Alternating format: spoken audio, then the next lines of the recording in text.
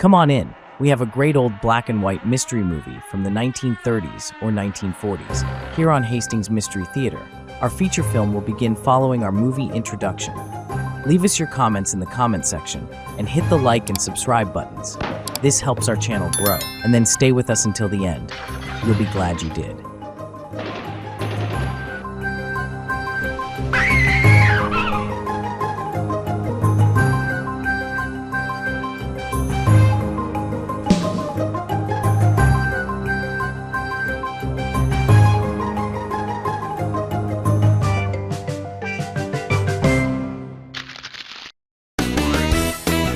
Good evening, folks, and a hearty welcome to our theatre. We have a wonderful evening of entertainment lined up for you, one that will provide diversion and relaxation.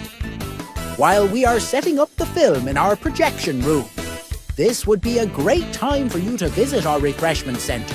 You'll love the tasty array of snacks we have to offer. Everything is quality and so good. We hope you have a wonderful time. Come back soon.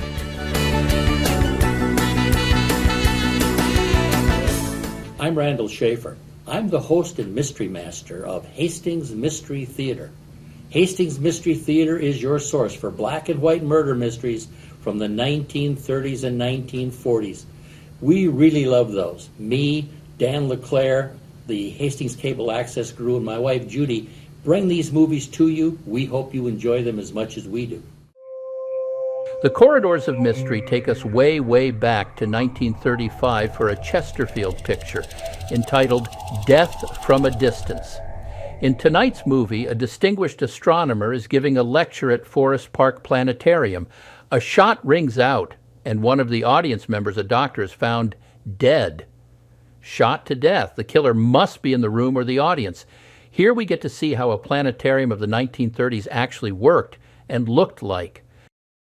A tough detective and a brassy female reporter lock horns as they both try to break the case.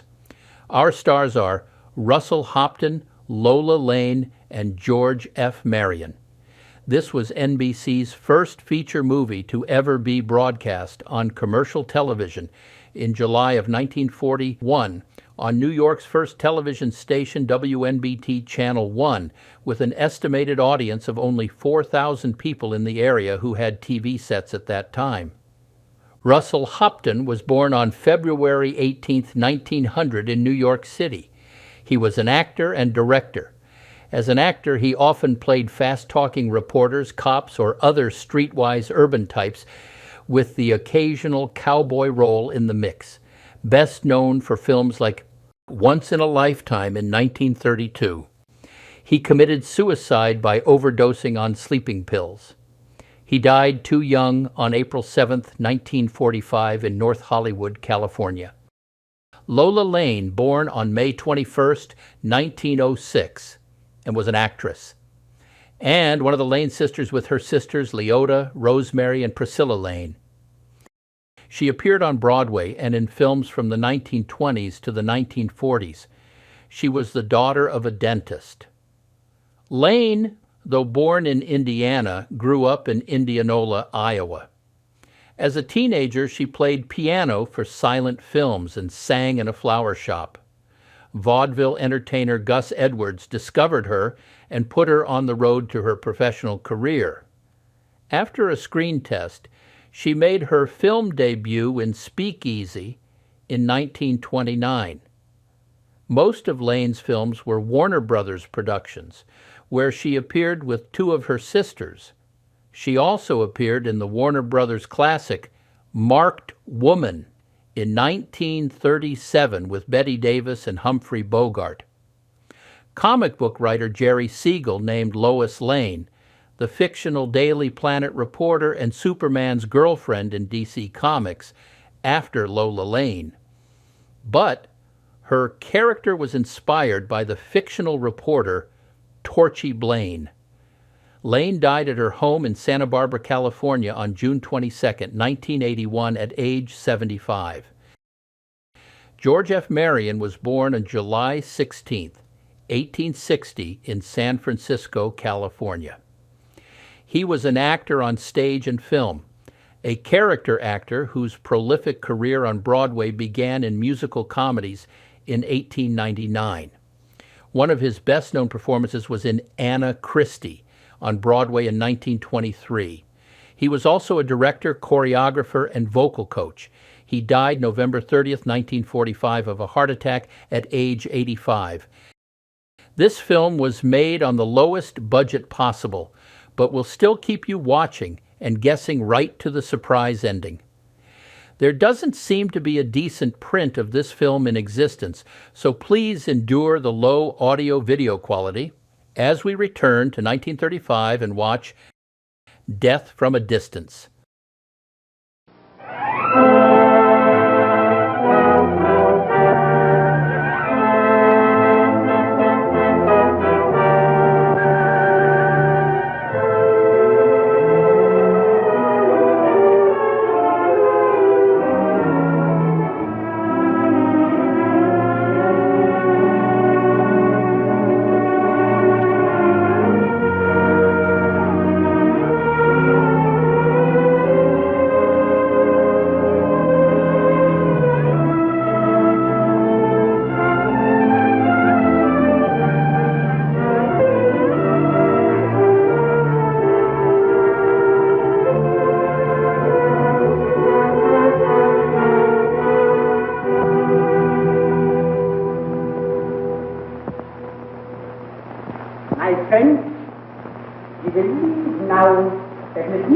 Constellation of Orion and travels the mere matter of a few trillions of miles over to the constellation of Leo the Light.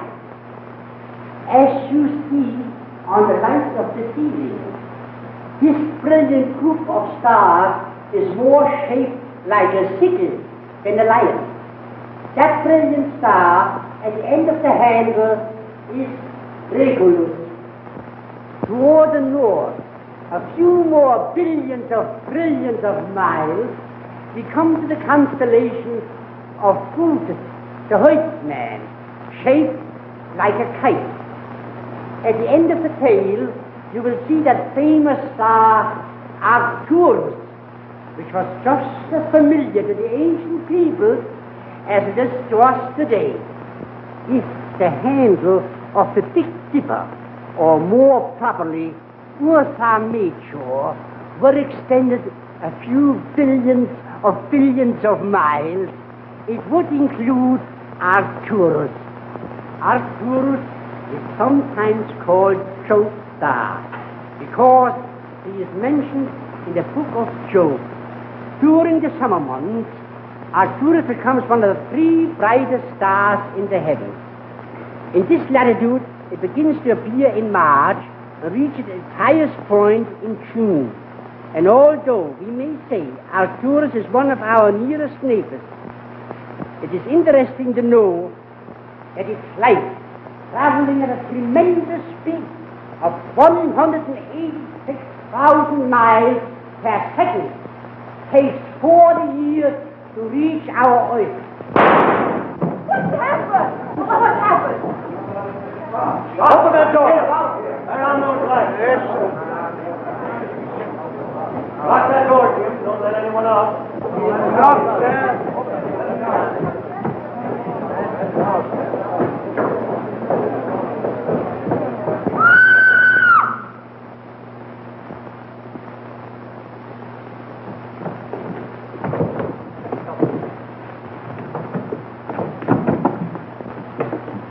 Dr. Stone. And whoever shot him is still in this room. With a gun. He's still in the room, but he wouldn't be so foolish as to have the gun. You see? Don't touch anything until the police get here. You're right, of course. It's evident this affair was very carefully planned. Particularly as to time and place. I'll call the homicide department. Look here, Toby. You know everybody in this room, don't you? I believe so, Manning. Why? Why not let us go and give the police our names and address? That's impossible. I'm sorry, ladies and gentlemen, but under the circumstances, there's nothing left for me to do but to detain you until the police get here.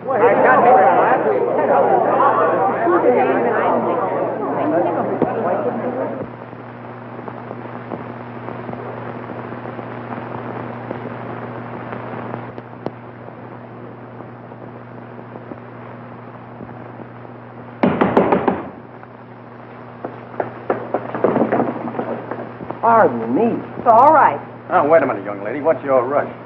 What do you care? You're not a speed cop. Say, are you the one that used that guy in there for a target? Oh, no. I'm the body. Now, wait a minute, sister. What's your name? Well, if I'm your sister, you ought to know. Come on, tell me. What's your name?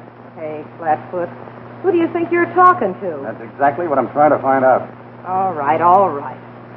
I'm Kay Palmer from the Post-Chronicle, and I'm trying to phone my papers. All right, run along and phone your paper. But stick around. I want to talk to you later. You won't forget, will you? You bet I won't. You shouldn't. They say an elephant never forgets.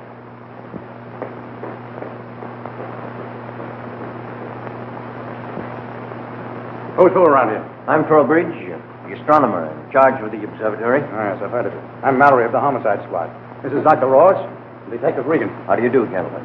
Mr. Langsdale and Mr. Morgan of my staff. How do you do? Well, what's this?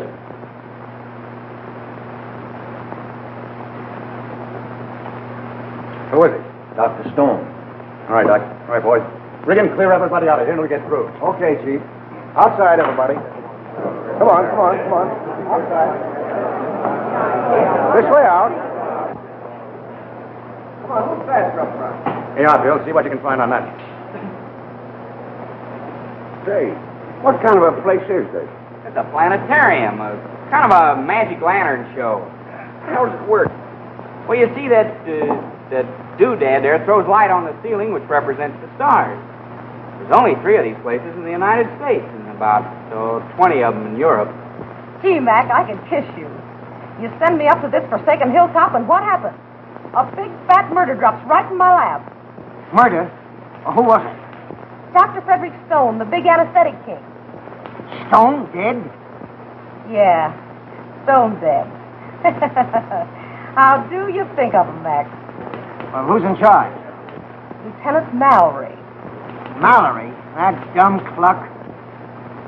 Hey, what do you mean he's a dumb cluck? He's swell. Swell-headed. Well, all right. Well, let's have it. Did you know Dr. Stone very well? Just an acquaintance.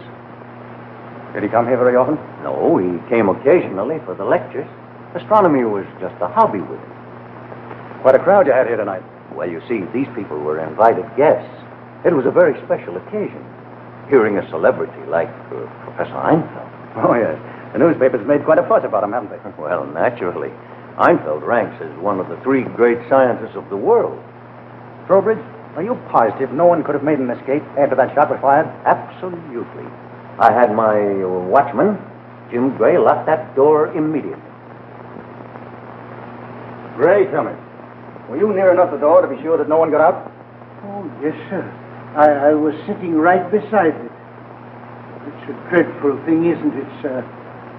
Bad for the observatory, too. Yes, but we won't bother about that now. Been with you long? About 10 years, ever since I took charge here. Oh, I'd like to have you meet Professor Einfeld.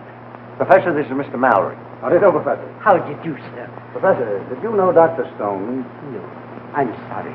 I did not know the gentleman. Oh, they tell me that you're going to leave pretty soon to go back home. It is true.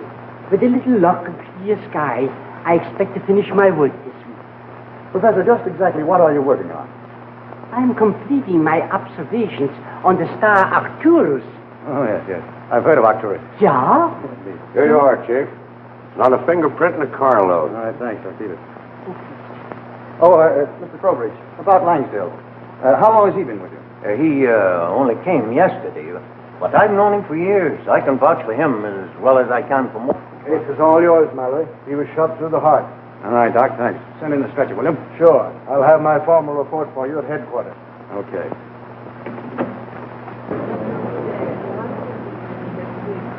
Oh, no, you don't. Mallory's orders. You don't mean me. I'm a newspaper reporter. I couldn't let you in if you was a quintuplet. Well, has he finished in there yet? I don't know. Has he arrested anyone yet? I don't know. Well, if all the things you don't know were laid end to end, it would certainly make an awful mess, wouldn't it? I don't know. What I thought. All right, folks, let's through, please.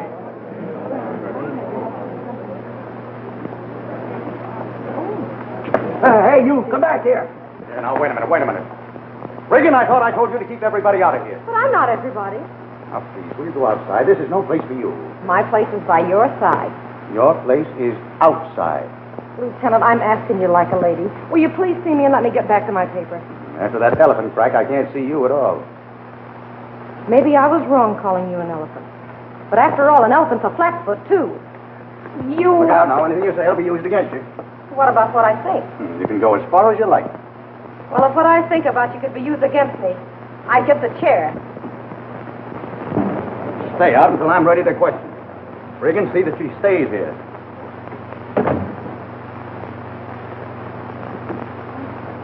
Half-wit. What? I called you a half-wit, but I'm wrong. It'd take you and Mallory both to make one. Well, so I'm a halfwit, am I? That promotes you. All right, boys, bring it out. Open up there, make room.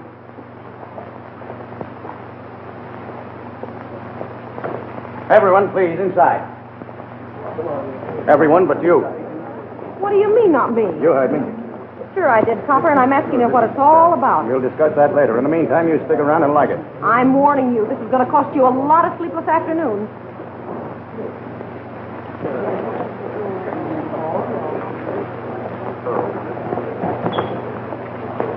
Ladies and gentlemen, I'm awfully sorry to cause all this inconvenience, but if you'll help me, I'll be as brief as possible. Will you all kindly take the seats you were occupying at the time the shot was fired? Thank you.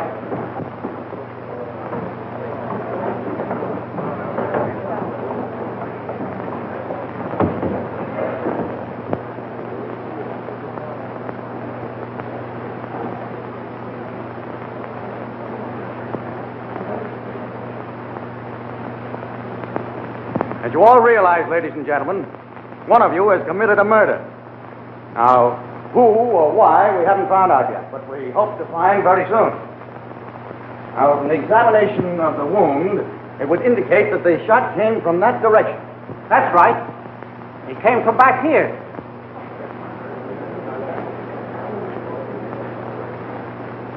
It came from over my shoulder. Did you look around to see who did the shooting? Of course I did. But there wasn't anybody there then. Well, where did the person come from? I don't know. I didn't even know there was anybody there. Did anyone else hear or see anybody back there? He must have moved into the position very quietly, fired, dropped down, and crawled away again. Does anyone recall a person moving from his seat just before the shot was fired? Yes, I do. You say someone moved from over here? Yes. Someone got up and moved from this seat a short time before the shot. That's right, Lieutenant. I remember. I see. Was it a man or was it a woman? A man. Yes, it was a man. Did you get a good look at him? No, he sat down after the lights were turned off. I see. What do you say? I couldn't see him either. Well, wasn't there something distinctive about him? Yes, there was. He had a beard. You're mistaken. He was smooth-faced. Oh, that's a great help. He must have had a beard on one side of his face and clean-shaven on the other. Yes, but I'm sure I'm right. No, lady, you're wrong. Professor Reinfeld, were you standing here when the shot was fired? Ja, Lieutenant. I was standing right on this spot. Facing in that direction? Ja. And you're sure you didn't see anyone move while you were speaking? Well, I couldn't be too positive. You see, I may have been looking up. I see. Thank you. Morgan, you were operating the machine when Dr. Stone was killed? Yes, I was. Did anyone pass you moving across the floor? No, I'm sure they didn't. Thank you. Mr. Trowbridge, you told me that all these people were invited guests. Do you know everyone here? All except one person. Who is that? That gentleman.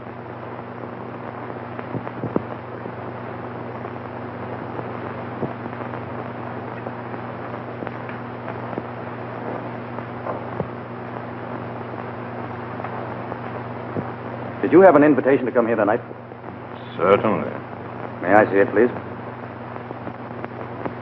I must have lost it. Oh, I see. What is your name?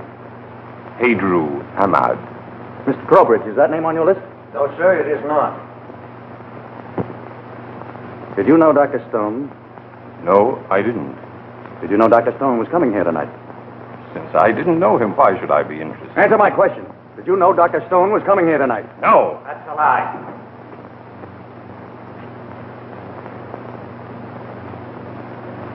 You seem pretty positive. Who are you? Gorman. Clay Gorman. Did you know Dr. Stone? Naturally, I was his personal secretary. What makes you say this man was lying? Because I heard Dr. Stone tell him he was coming here tonight. Oh, I see. They were friends. No. Enemies, would you say? Without a doubt. What makes you say that? Because I heard them quarreling violently. Quarreling? About what? Well, about money matters. Yesterday, Ahmed called up and demanded to see Dr. Stone tonight. I overheard it all on an extension phone. Go on. The doctor told Ahmed he was coming here and refused to see him. Well, and? Then I heard Ahmed tell the doctor that he was going to kill him.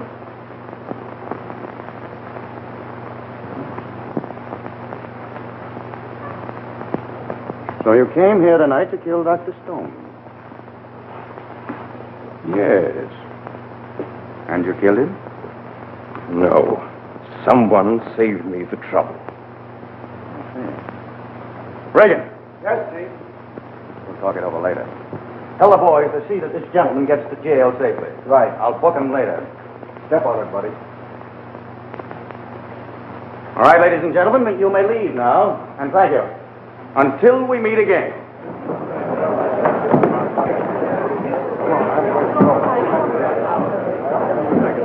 Mr. Trowbridge, I'd like to see you before I leave. Very well. I'll be waiting in my office. Thank you. I'll go with you. Yes.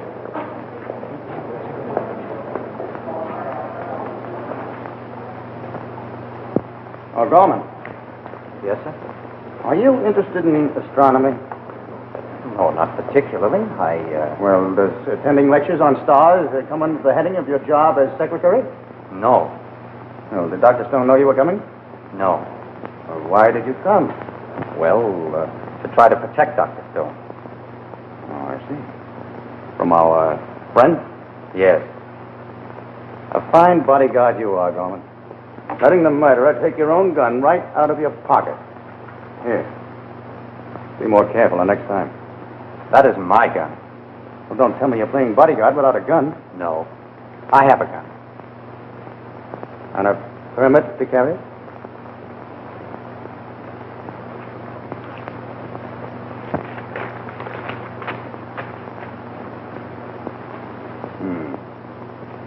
All right, thank you, Gorman.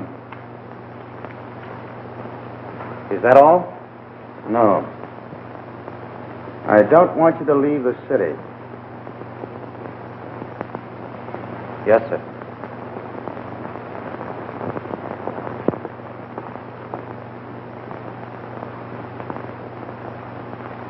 Well, well, well. Together again. Must be old homicide week. You had it coming to you, young lady. Now, wait a minute. Don't say anything you're going to regret.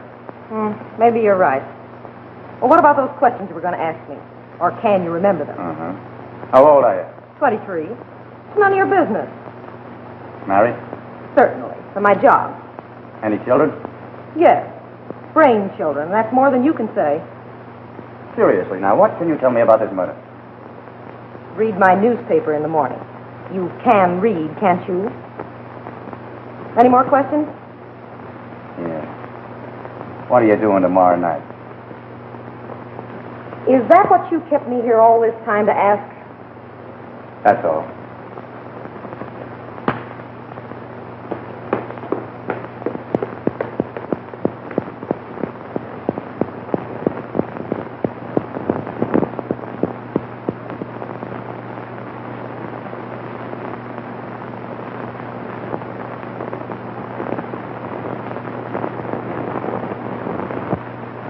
This is a fine indictment against the police department.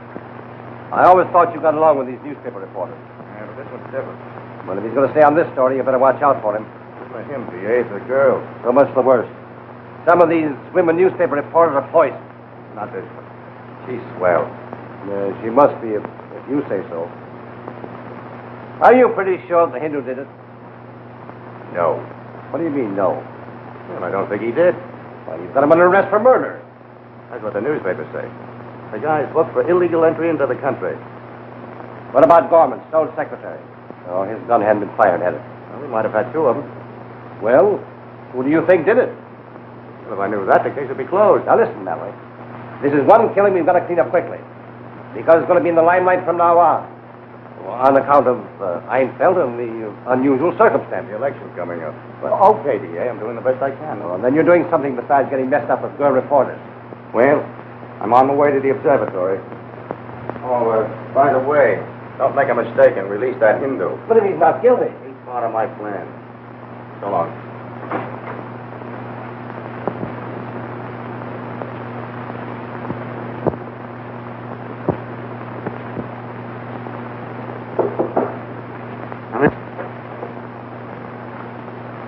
Hello, Lieutenant.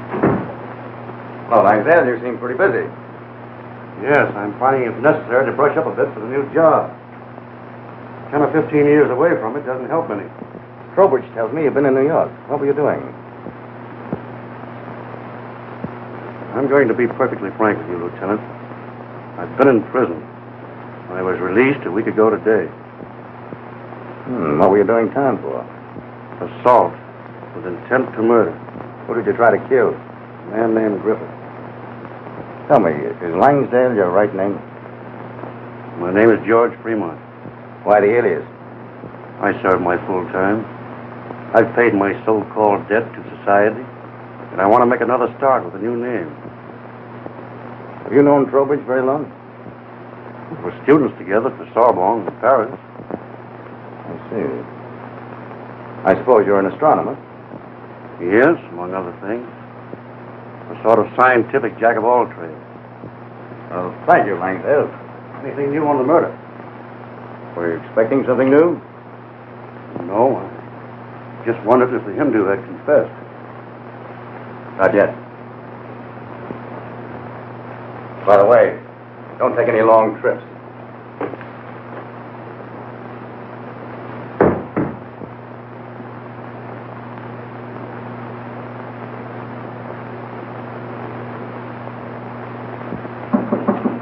It's you, that is.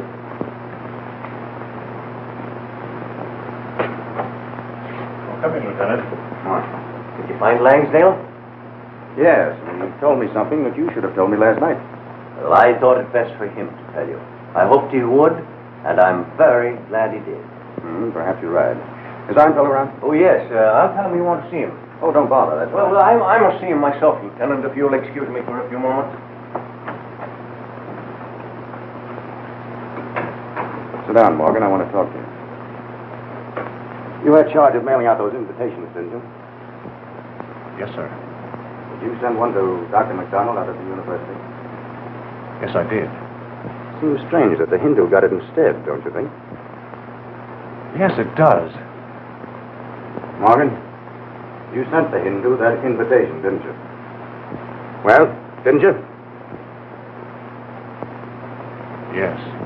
Why didn't you tell me that last night? Well, I sold the invitation. Ahmad paid me $100 for it. Oh, now we're getting somewhere.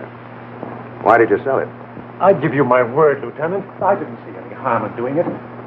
And I needed that money. If Mr. Trowbridge finds this out, he'll discharge me. Is that all? Yes.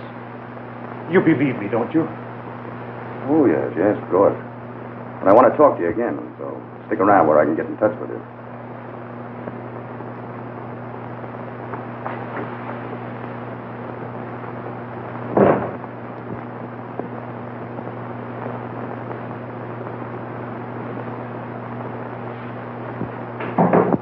Come in, please. Good morning, Professor. Good morning, Lieutenant. Please sit down, would you? Thank you. Well, Professor, how do you feel after last night's excitement? My, oh my. What a terrible thing. Never in my life have I been so close by a murder. I hardly expected to see you here so early this morning. Why not? Well, I thought last night's affair might have upset you, so you wouldn't want to go on with your work. No. If the weatherman is nice to me, maybe in 2 or 3 nights I finish about everything and start back home. Well, I'm sure everybody will be sorry to see you go. Everybody has been just wonderful to me in this country. Almost sometimes I change my mind and stay here. You'll be back. Oh, yeah, many times. So you and Dr. Stone were pretty good friends, eh? No. I told you I did not know the man. Oh, yes, I remember now. Professor, you ought to have been able to see what was going on in that room last night, standing where you were. I did see something, maybe which I should have told you about. I saw... Come in. Yes, Jim? Here are the papers from Mr. Trowbridge you asked me to get, sir. Thank you, Jim. Thank you. Thank you all. Professor, you were about to tell me what you saw last night. Oh, yes. Lieutenant, I saw a gentleman kiss a lady when his mind should have been on Arcturus. Well, I won't keep you from your stars. I'll see you later. Thank you.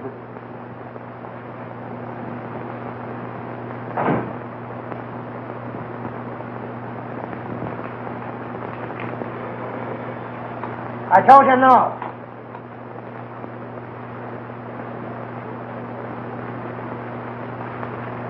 Hey, you don't call this a story, do you? Honestly, Mac, I'll have something better later. You bet you will. Well, the DA won't talk, and neither will Mallory. He seems to be sore at me for some reason or other. And that was a bright stunt razzing Mallory. It's hard enough to get anything out of him anyway. You telling me? How about Regan? I'm on my way to see him now, and will I have something? You'd better. Well, goodbye now.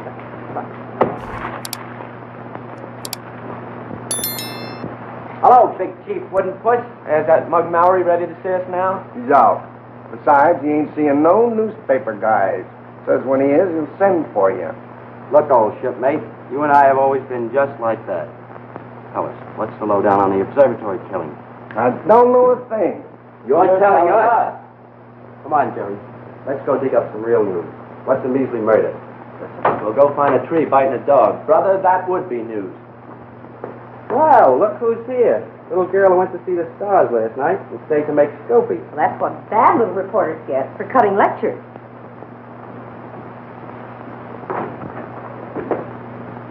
Gee, you scared me. I thought it was a district attorney or something. After running around circles the way you do, it must feel great to have a good desk under your feet again. Yes. Well, where's the gigantic intellect? Out. Be back in an hour. I suppose the Hindus confessed and the case is all solved. What do you think? I think they ought to take you and Mallory off the case and call in the Boy Scouts. Oh, yeah? Decidedly, yeah. You and Mallory couldn't find a bass drum in a telephone booth. Listen, sister. What if I was to tell you that this case is in the bag, all tied up? Well, I'd say that you were taking improper liberties with the truth. That's what you think. Regan, you're kidding. You don't mean this case is solved. You wait about 24 hours. You mean you'll actually know in 24 hours who the murderer was? Easy. Maybe less. Regan, you don't mean to say someone's going to confess?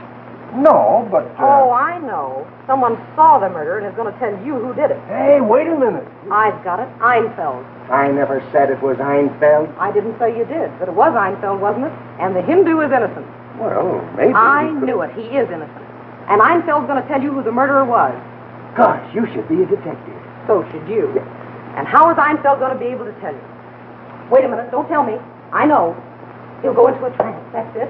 A trance. And he'll turn his wonderful mind back to that fatal hour. Hey, wait a minute. Don't interrupt me when you're telling me a story like this, Regan. I know. Then he'll see the murderer in a vision. That's it. A vision. And he'll tell you who the murderer was. Is that right? Sister, you took the words right out of my mouth. Regan, you're a wonder. I take back everything I said about you and Mallory. You're smart. The both of you.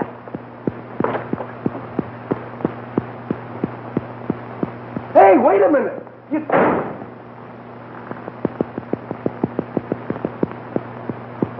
Well, she could be Right.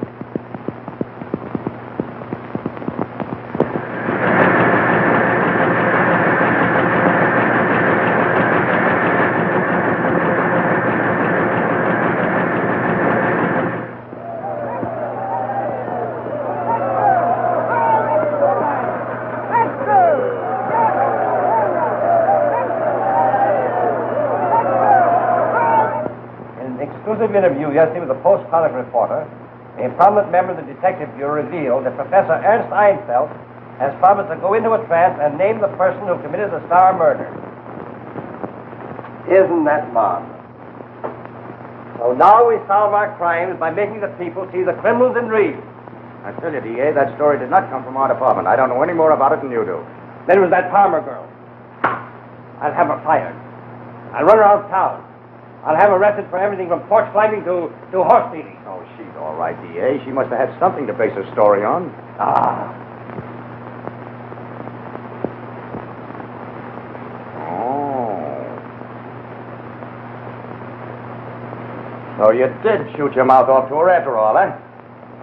Yeah, but how was I to know that dumb dame believed what I said? I was just kidding her. Well, I'm not kidding. It's going to cost you a 6-month layoff, Regan, unless Mallory finishes this case by the end of the week. Call up that Palmer dame and see what she really knows. She doesn't know a thing. But maybe Einfeld does. Come on, stoop.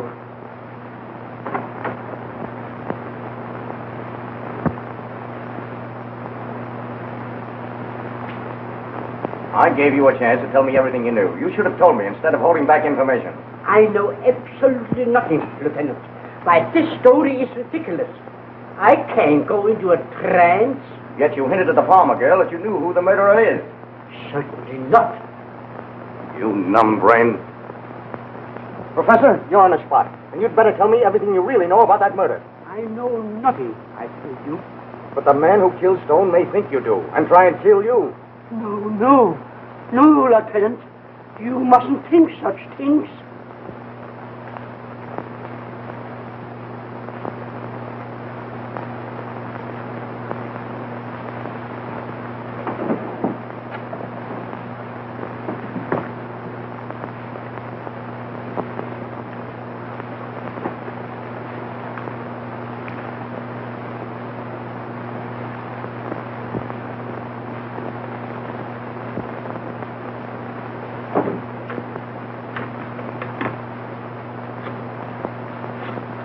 Understand, Professor, I'm not ordering you to stay here in your room, but I'm advising you to do so. Hello? Yes? What's the matter? You're right. Somebody said he was going to kill me. Hello. Hello, this is the police. Try and trace that call. Did you recognize the voice? No, I didn't. The voice seemed disguised. Oh, all right. Thank you. Too late. You shouldn't have hung up.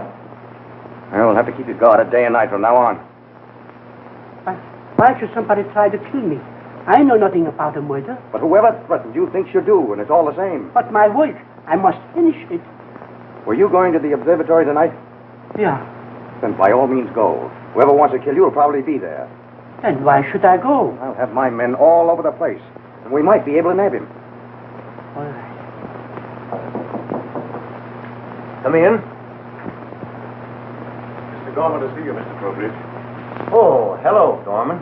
I'm returning one of your books, Dr. Stonebard. Well, it's really Dr. Einfeld. See that he gets that, will you, please?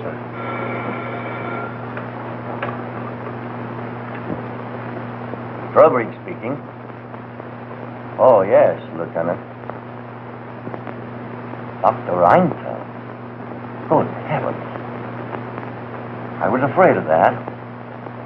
He's coming down anyway? I see. Yes.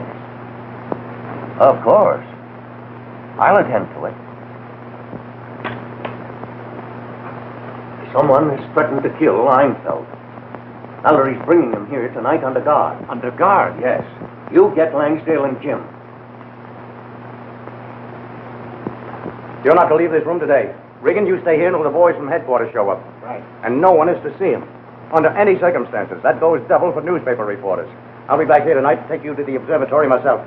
Lieutenant, I'm sorry to cause you all this trouble, but I know nothing about this murder. You believe me, don't you? Oh, yes, sure, I believe it.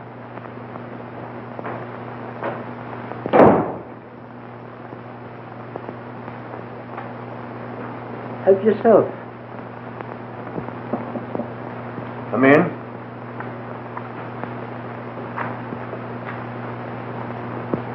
You sent for us, Mr. Trowbridge? Yes. Jim, I want you to clear this place of visitors by 5 o'clock. Is something wrong, sir? Very much so. Dr. Einfeld's life has been threatened. Lieutenant Mallory thinks he can make an arrest here tonight. Will the professor be here as usual? Yes, with police protection. Mallory will have his men inside and out.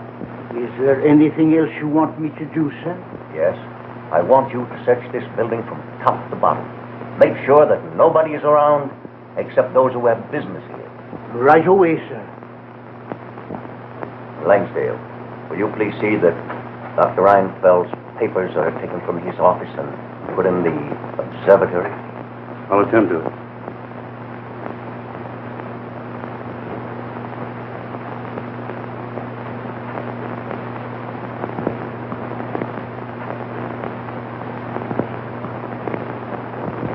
Are you going to stop in Mr. Trowbridge's office, Lieutenant?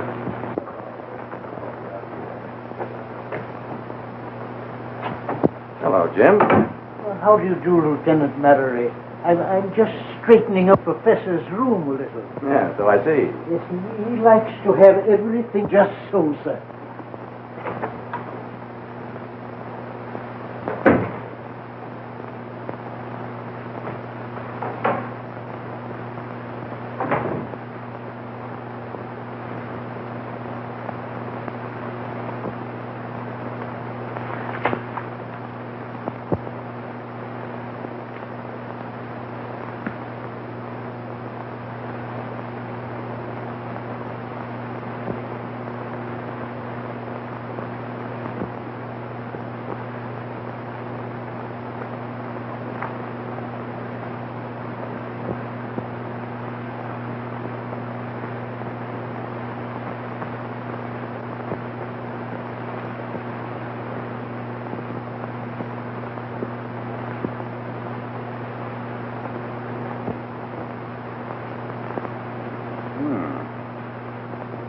Arcturus.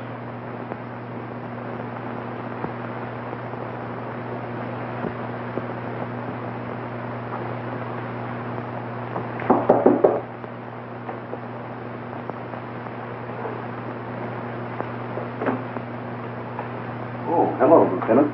Hello, Langsdale. Just looking around a bit. Getting ready for tonight? Yes. Say, by the way, you never did tell me why you tried to kill that man Griffith. You never asked me. Well, what was the trouble?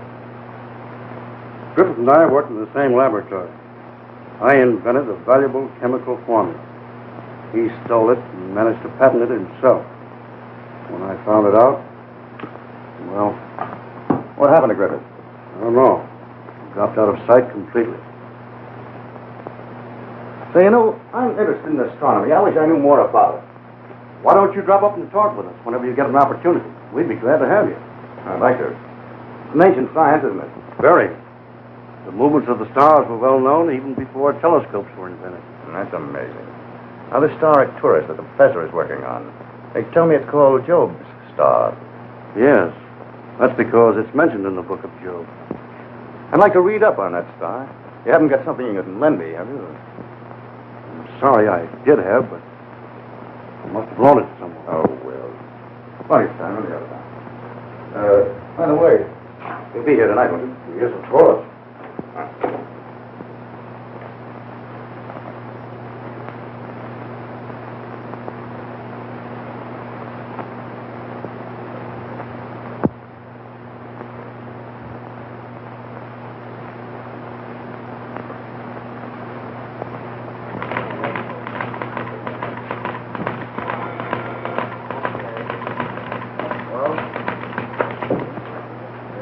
Well, my goodness, if it isn't home sweet homicide. Nice of you to call. Of all fantastic, silly newspaper lies I've ever read, your story is a payoff.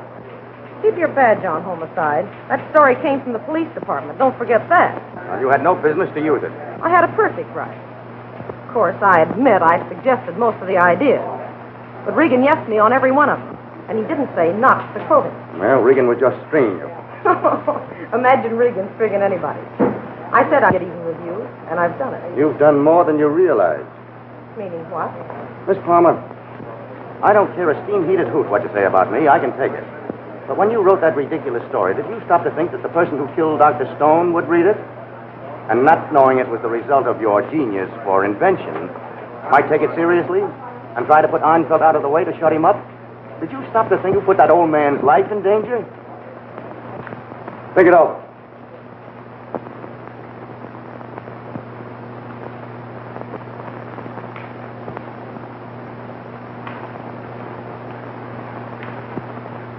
Everything all right, Patterson? Yes, so far, Chief. All right, keep your eyes open. You know the orders. Yes, sir. Come in. Hello, Professor. You should be able to finish your last night without interruption. My last night? Heaven forbid. Oh, I'm sorry. I didn't mean it that way. No, you have nothing to worry about tonight. Everything's ready and waiting, Professor. Thank you. May I use your phone, Mr. Grover? Oh, certainly. Help yourself. Thank you. Oh, by the way, do you happen to know the Plaza Hotel number? Why, yes. It's right there. Ridgeview 2864. Oh, thank you.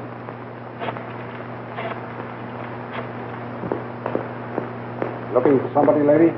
Yes, I'm Kay Palmer from the Post-Chronicle, and I'm looking for Professor Einfeld. Wait here and I'll find out if he wants to see you. Thank you. That's right. Relay all Professor Einfeld's calls to me here at the observatory. That's right. Thank you. Regan, there's a girl here named Palmer from the Post-Chronicle. She wants to see Einfeld. Wait a minute.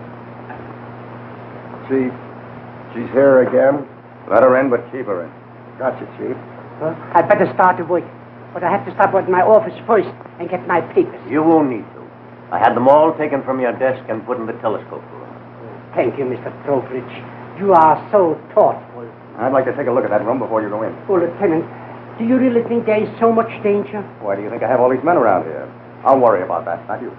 So? Good luck, Professor. I hope everything will be all right. I hope so, too. Thank you.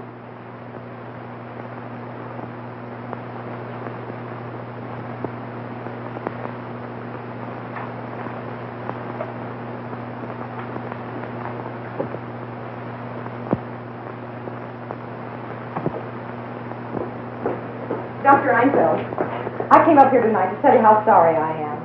It's quite all right, Miss Palmer. Please believe me, I wouldn't have caused you all this trouble for anything if I'd stopped to think. Don't start thinking, Miss Palmer. You might strain yourself. Okay, Flatfoot. I'll take it now, but I'll tell you later. All right, Professor. We're still friends, aren't we? Why, of course. Thank you. Good night, Miss Palmer. Good night. Oh, Mr. Regan. No, I don't know a thing.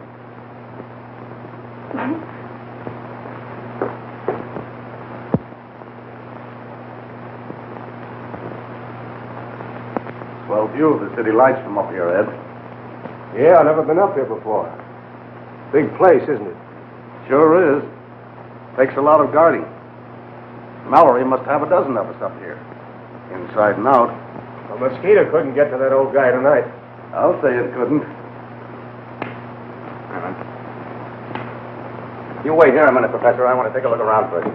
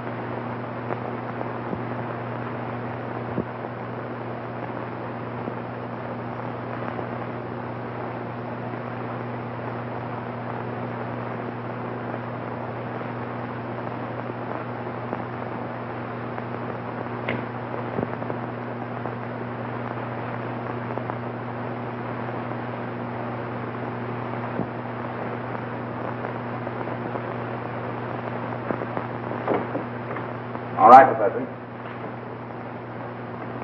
Better take a look around and see that everything's working all right. Good idea.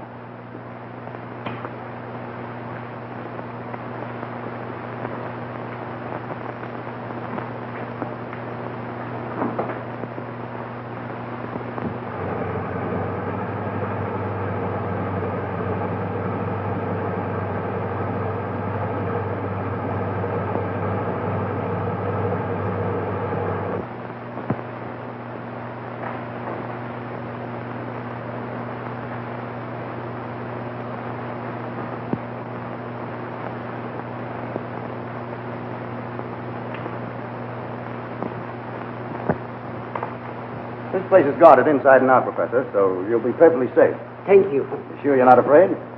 No. Well, if you are, you can use my gun. Oh, no, thank you. I have a gun of my own right here in this drawer. That's strange. It's gone. When did you use it last? To tell you the truth, Lieutenant, I have never used it. Nice night to work, isn't it? Oh, yeah. The night is ideal. So clear, and the atmosphere so still. Arcturus is very bright tonight. Arcturus is the star they used to open the Century of Progress in Chicago, isn't it? Yes, that's right. Which star is Arcturus? That bright fellow there. At 9:08 exactly, he will be the best position for me to do my work. Professor, how can you tell the time so well? Oh, the stars move on definite time schedules, just exactly like trains or the ocean tides. There must be some book on the time of the stars, isn't there? Oh, yes, good many here. Yeah. I wonder if you have one that I could read. Oh, yes, I got one right here among my papers. I'll let you take this along. Well, I can't understand it. The page is torn out. You have no idea who did it? No, none whatever. Professor, I wonder if I could look at that star before you started work. Oh, no. That's impossible, Lieutenant. You see, the telescope is already adjusted to pick up Arcturus when he comes within the range exactly at 9:08. Oh, yes, I can. Well, some other time.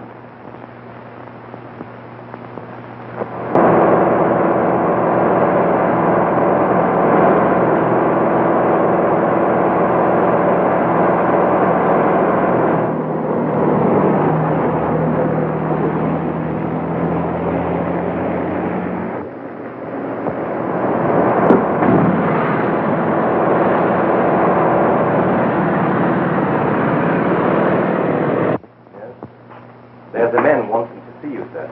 He says it's very important. Who is it? He says it's the watchman from the observatory, sir. Well, let him come in. Very good, sir. This way, please.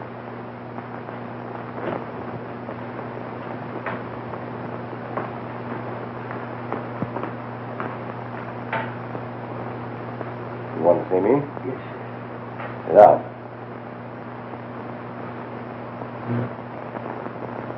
What's on your mind? I'm worried, sir, about Professor Einfeld.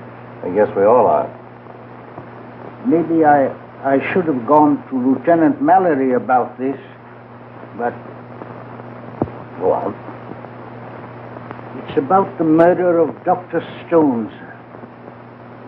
While straightening up the professor's desk this morning, I found something that convinced me the professor did know Dr. Stone.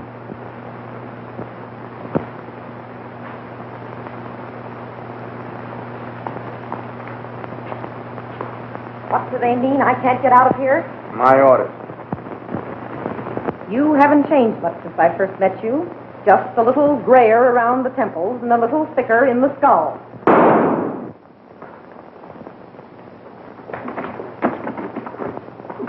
Locked. Better force it.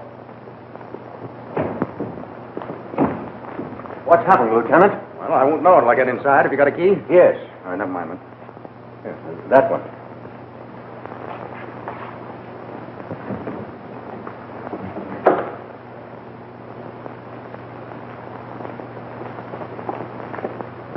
Einfeld. He's dead. Murdered in spite of everything. I think you're wrong, Lieutenant. It looks like suicide.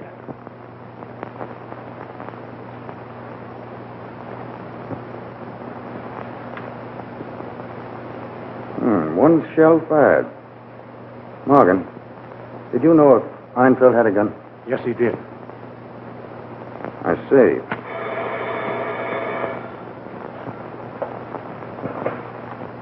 Hello. Oh, yes, D.A. Jim Gray is here. He says he has some very important information about the Stone murder and Professor Einfeld. Einfeld?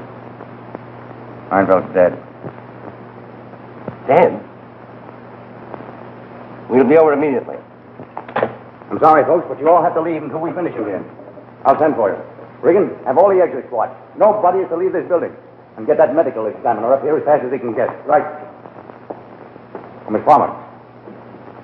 You stay here, please. Oh, thank you. Don't get me wrong. I'm not doing you any favors. Lieutenant, it's no use to tell you I'm sorry. I'm heartbroken about this. Now, perhaps you can understand why I don't give information to the papers.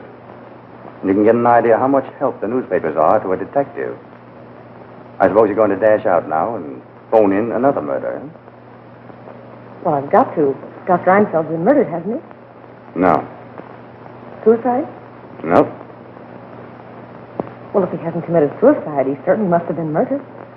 Fortunately, I've been able to prevent that. All right, Professor Einfeld. Oh, no, Miss Palmer. I'm not a ghost. Old Professor Einfeld just what you would call played possum. Oh, I've never been so glad of anything in all my life. Neither have I. I'm sorry for the shock you had, Miss Palmer, but I wanted you to fully realize the results we might have had from such a crazy newspaper story. Okay, homicide. I had it coming. Well, we have a big job ahead of us. We have to find out who intended to do this murder and how he intended to do it. Dr. Einfeld, where were you standing when the shot was fired? I was standing over there by the wall, just as you told me. I see. Did you see the flash from the gun? No, I was looking at the clock when I heard the sound. What time was that? Exactly 8 minutes past 9. I see. Now, if you were working as you intended, where would you have been at the time of the shot? I would have been sitting at the end of this platform, looking into my telescope. And the gun was found here. No doubt you were supposed to be found dead, and it was to look like suicide. Yes, but don't forget the powder burn. Yes. That means the bullet had to come from a very close range. Hello. Photoelectric cells, huh? Is that part of the equipment, Doctor? Yes, in a way. They use them sometimes photographing the stars and nebula. Yes.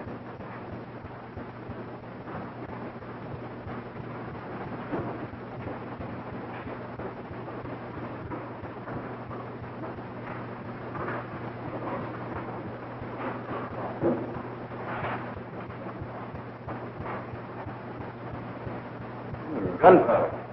Do you use gunpowder on telescopes, Professor? No. This is your firing mechanism, all right. Made out of a hollow pipe. It's connected by wires to the photoelectric cells down below. Carries a regulation .38 caliber shell.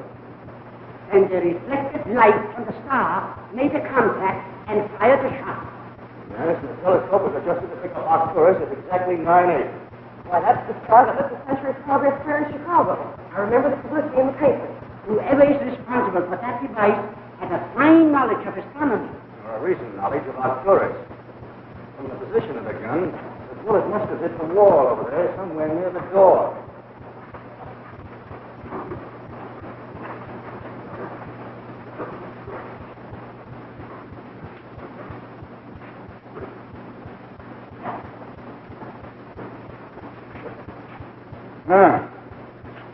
There's where the bullet hit. Lieutenant, you will never know how happy I am that you came tonight. That goes for me, too. I'll take it. Hello? Yes, this is Mary. Hey, Wasn't there a guy named Craig Gorman mixed up in that Star murder? You had him standing by, haven't you? That's what I figured. We just looked him. A couple of the boys picked him up doing 70. Yeah. Must have been taking it on the lam. Had everything with him but his old razor blade. Sure. I'll send him up there. Right away. So long. Picked up Gorman trying to get out of town. They're bringing him here. That helps. Yeah, maybe. Hey, Morgan saw that gun very suddenly. You suppose I don't know. I got an idea. We're going to reload that thing up there. Somebody might get the surprise of his life. Hey, Professor, can you reset the telescope to pick up Arcturus and say, about 15 minutes? Certainly. Fine.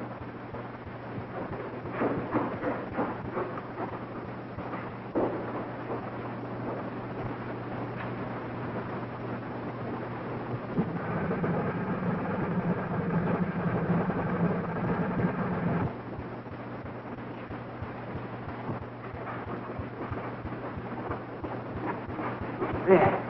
At 9:30, I wouldn't like to stand in that spot. Yes? Oh, Toby. Medical examiner? Well, bring him up, will you? Thanks. the hell's the medical examiner going to take us when he finds out his case has come to life? I'm afraid you'll be sadly disappointed. Wiggin. You put somebody else on this door, and you go downstairs and wait for the DA and Gorman. Have them wait. Yes, sir. Well, Professor, I guess you'll have to play dead again. All right, Lieutenant. Now, Miss Palmer, how does it feel not to get a murder story? Great. This one will be better. Yes, you'll get everything, I think. There we are. Come in. My photographer and fingerprint man are on another case. They'll be up a little later. All right, Doc. Well, what have we here? All right. Before you start here, I have some notes for you.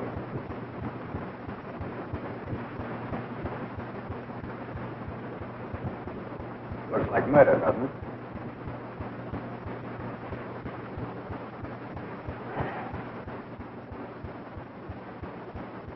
Well, once you're wrong, Mallory. This man shot himself. Don't those powder burns mean anything to you? Are you sure it couldn't be murder? I'll let you have my suicide report in a very few minutes. Thanks, Doc. Oh, Mr. Trowbridge, will we wait in your office? Why, of course. Thank you.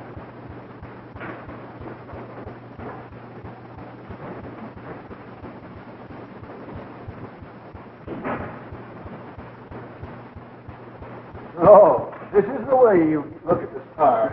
I'm thankful, Doctor, that I'm not nearer to the stars than I might have been. Tell me about it. Sit down. Well, you see, it was like this. Who's this fellow, Lou?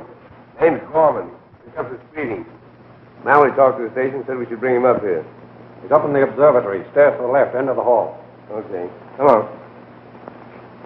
You gentlemen can go ahead with your work until the doctor is finished if you want to. I'm afraid work has stopped for tonight as far as we're concerned. Yes, I can understand that. Don't you want to telephone your paper, Miss Farmer? No, thanks. I telephoned my suicide story from upstairs.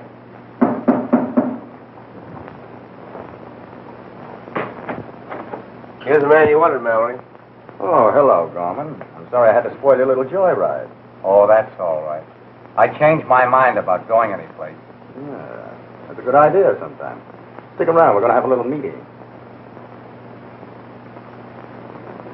Chief, the doc says to tell you he's through. All right, folks, please.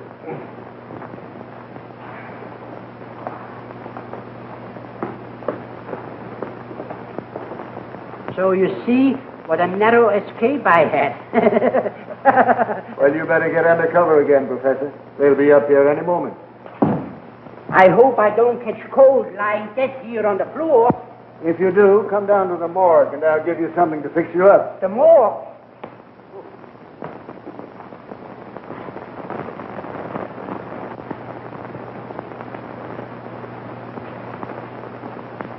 held you up, D.A.? I was arrested for speeding. I wouldn't mention that in your paper if I were you, Miss Palmer. Oh, no.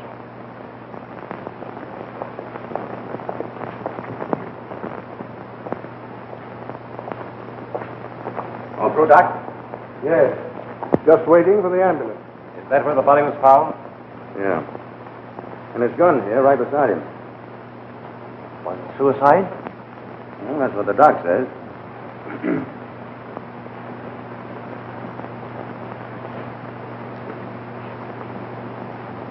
Gentlemen, and Miss Palmer, I gathered you here to tell you that the case is closed and to apologize for any inconvenience that I might have caused you.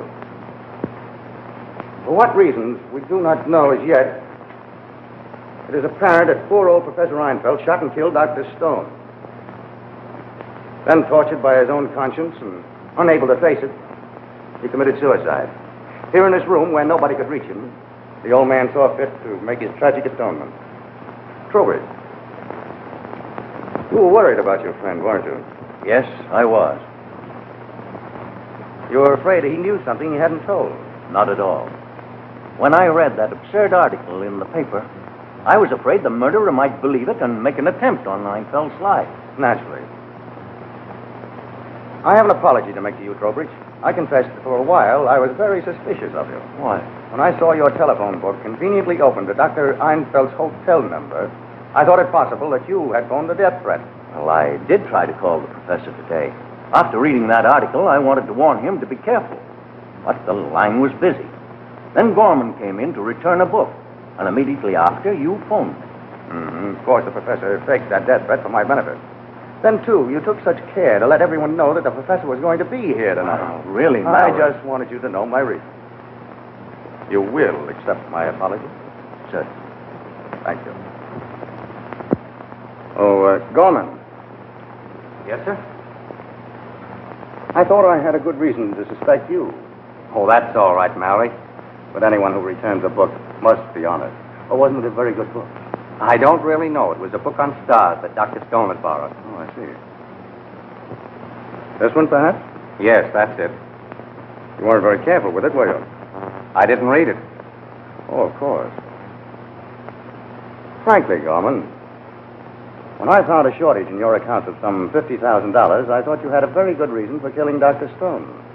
It's our business to suspect everyone, of course. However, grand larceny is not murder, so we'll leave that to the Stone estate. I don't wonder you were leaving town. Regan, take care of this gentleman, will you? All right.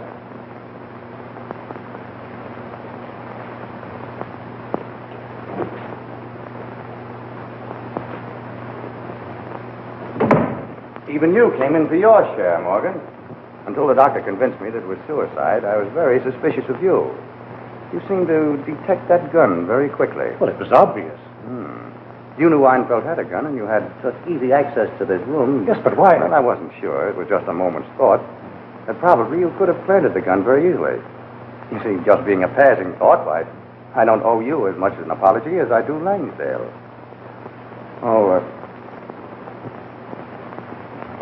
Langsdale, I must admit that you came in for most of the consideration. Why? Because you tried to kill Dr. Stone once before. I? Why, I didn't even know the man. You seemed to know him pretty well before he made his first million and changed his name from Griffith. He was Griffith. I remember now. I didn't see him until after he was dead. But there was something familiar about him. Something I couldn't quite place. Now you can understand why I suspected you. Well, I won't keep you all here indefinitely. Oh, Jim. What was the news you had? Why, it's too late now, sir. You found out that Professor Einfeld killed Dr. Stone. How did you know that? By this, sir. Professor Einfeld said he didn't know Dr. Stone. I found this in his desk. To my good friend, Professor Einfeld. Frederick Stone. Well, this would cinch it, except... Except what, sir? Except that it's a forgery. Really, sir? There's a few things, Jim, that you seem to have overlooked. The first is that the night Dr. Stone was shot, Professor Einfeld wasn't the only person in the room that could move around without being noticed. The other person was you. The second thing is that if you had fired the shot at Dr. Stone, Professor Einfeld might have seen you. You believed he did, didn't you, Jim? But I didn't fire any shots, sir. Then when the newspaper article came out, you believed Professor Einfeld might remember having seen you. That worries you, didn't it, Jim? I don't know what you're talking about. You knew the professor was coming here tonight. You knew where he kept his gun and how to plant it for a suicide theory. I didn't know anything about it. As a matter of fact, you knew exactly what time the professor would die. You knew it so well that you were with the district attorney at the moment. A perfect alibi. I didn't, I tell you. And you knew enough not to show this trumped-up photograph until you had the district attorney himself assure you that your plan had been successful. It's a lie. It's all lies, I tell you. It was very clever, Jim. Almost genius. And everything would have been all right, except Professor Einfeld did not commit suicide as you planned. It's all lies. You can't prove any of it. All right, Professor Einfeld. Come here, please. Einfeld. No, you didn't do it. I'll tell them you didn't. You didn't kill Dr. Stone. No. I didn't know what I was saying. I thought you knew it was me. Put up your hands. I'll shoot you. Nobody's going to arrest me for killing that murderer. He was a murderer, that doctor. He killed my boy. I put that thing on the telescope. I found out about the star from that book. I tore out the page. I'm glad I did it. I'm glad I said Jim, it. get away from there. I'm the one gives orders now. I've got the gun. Get away, I say. The telescope gun is loaded.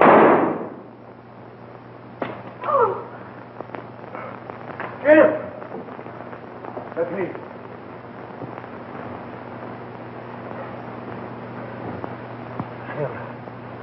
Tell the professor to forgive me.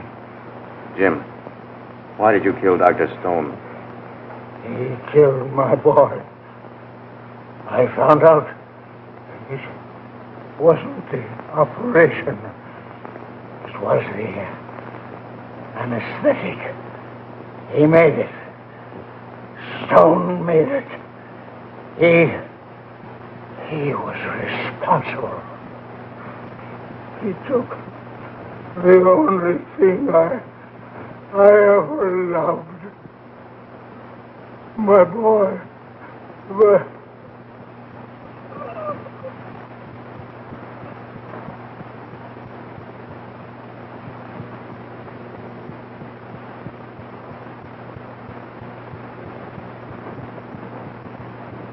Miss Palmer, after you phone your paper, wait in the planetarium room. Orders? Lieutenant, isn't there something that I could do to show my gratitude? Yes, there is. I'd like to know more about astronomy. So, consequently, it is known both as the morning and the evening star. The ancients called it Hesperus when an evening star, and Phosphorus when a morning star. It is said that in the early history of our race, Hesperus and Phosphorus were not known to be the same body. Venus is at its greatest brightness about halfway between interior conjunction and greater elongation. It then sets about 2 hours after the sun is east of it, and rises about 2 hours before the sun is west of it. Venus, the brightest stars in the heavens, is only outshone by the sun and the moon. When it rises in the east of the sun, it may be seen in the west. And when it's seen in the west, it rises before sunrise and may be seen in the east.